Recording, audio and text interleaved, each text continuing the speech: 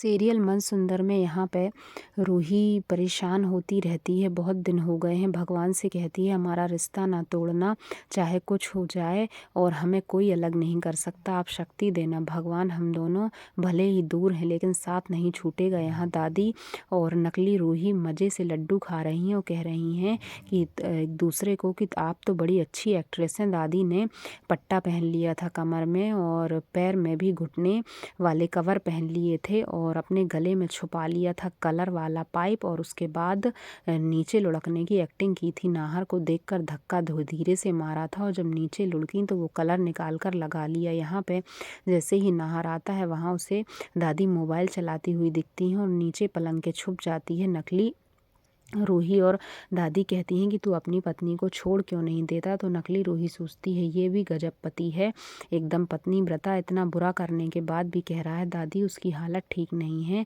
मैं उसे नहीं छोड़ सकता चाहे कुछ हो जाए। दादी बहुत भला बुरा कहती है लेकिन वह नहीं मानता क्योंकि परेशान है। वो दादी से कहता है कि मैं उसे मना लूँगा। यहाँ भगवान को प्रसाद चढ़ाने आती हैं दादी और पंडित जी से कहती हैं सब में बांटिएगा, साल के आखिर में मेरी मुराद पूरी हो गई है। और हाथ में तलाक के कागज़ लिए हैं जूही और रूही के। पीछे से रूही की भी दादी आ जाती हैं और जैसे ही देखती हैं तो कहती हैं आप बड़ी खुश हैं, आपका ये सिर कैसे फूट गया, क्या हो गया आपको। तो वह बोलती है आप ज़्यादा खुश मत होइए, लीजिए लड्डू खाइए दोनों पोतियों के मेरे घर से जाने का। ये लीजिए ये कागज़ हैं, ये उन्हीं के हैं। और यहाँ पर रूही के पास फ़ोन आता है दादी का तो नहीं उठाती, काट देती है, उन्हें इग्नोर करती है बार बार। और दादी कहती है मेरा फ़ोन क्यों नहीं उठा रही, आखिर क्या बात है, ऐसा तो कभी नहीं हुआ। इधर जो रूही है वो इन्फिनाइट का साइन देखकर सोचती है ये हम दोनों के कभी ना अलग होने का साइन है। भगवान हमारी परीक्षा ले रहे हैं पर हम एक होकर रहेंगे चाहे कुछ हो जाए।